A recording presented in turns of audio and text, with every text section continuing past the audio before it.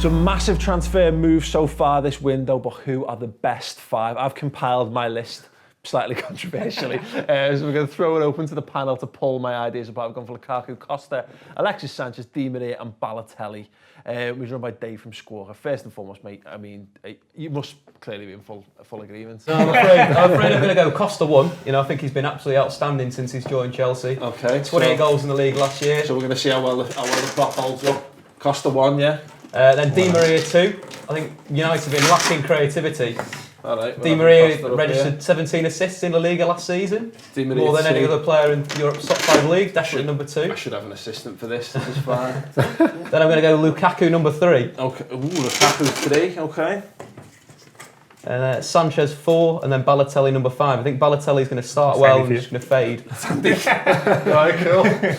Okay. Anyone? Andy? Agree? I think we'll have a little bit of a switch in the middle order here. Okay. Oh yeah. Hello, sorry about that.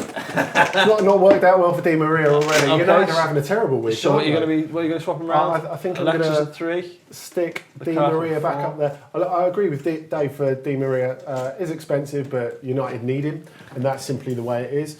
Alexis, of course, we're talking about overpaying with Di Maria. Arsenal did exactly the same with Alexis because if they'd have played their cards right, Barcelona are very bad at selling. They probably could have got him for 10 million cheaper. I find it very hard to see beyond the price with Lukaku, and as me and Ray were saying earlier, not a great start to the season for him. Balotelli, I just don't really see as fitting with Liverpool. Yeah, no, I think he's dead right there. I think with the Costa for me, okay, yeah, I didn't go with that initially. Perhaps I've had my opinion swayed slightly, but I think you're dead right there. Since Didier Drogba at his peak, you know, they haven't had a player who can come in and do that same thing. Not just lead the line, not just hold the ball, but also get in beyond as well. He's almost like the complete centre forward. It could be the missing link. Exactly what Van Persie did for Manchester United. Hit the ground running. That's the main thing for when you get a player into, especially forwards. You know, they get into the straight away. He had a great pre-season, scoring 4 goals in pre-season. And he's carried that on. So just for the sake of not you having to take anything off in case it falls apart, I'm very much with Andy. I think Costa's going to be, you know, he could win him the league this year.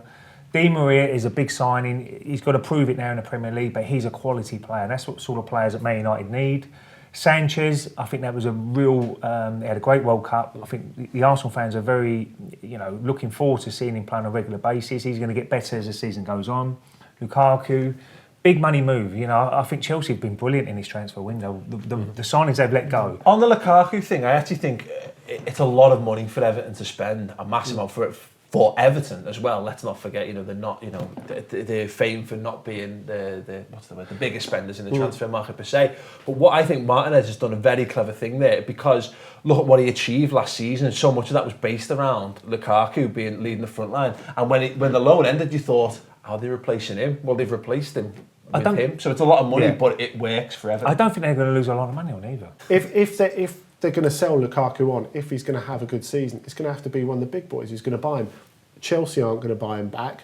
So although there is precedent to say that they're not against buying players with a little bit of a premium, you could say, but it's not with their current financial model. So who are you thinking? Arsenal aren't going to pay 35 Manchester million for United. him, really. It's got to be United. I'm sure if he keeps Everton in the European positions, then I'm sure they can. And I do feel sorry for Balotelli because he's 5th at the moment, and he's not even kicked a ball yet. No, it's true. So it's one of them situations, but he's so 50-50. What's going to happen with him? Just quickly, so Dave, obviously Squawka.com. Statistically, if you had to pick one there, who would be the most likely to have a return on the fee? I'd probably say Lukaku, yeah. 28 goals in the last 2 seasons of the Premier League. Only 2 players, Suarez and Van Persie, have scored more in the last 2 years. So he's got calibre. But I think that, me personally, I'd stick him in 3 over Sanchez. Sanchez scored 19 goals in the league last season, 17 coming at home. So he likes his own turf. So maybe for Arsenal, that they maybe struggle away from home, you could say, in a way. Maybe not the right player for the job, but, you know, all good signings, I'd say. I really thought you were going to justify my inclusion of Lukaku first there. Never mind. So there you have it, the definitive top 5 list of the best signings this summer. Is there anyone we've missed, though? I'm sure there's 1 or 2 players who... Fabregas, yeah, I haven't mentioned him. Fair play. Let us know in the comments below. When you get to the till. So you know what? Let's get them both in. Why not? It's a big basket. Khedira, Carvalho. Oh, wow, let's get them both in. I'm sure Arsenal fans will be happy to hear that. I think we need 2 strikers more than 2.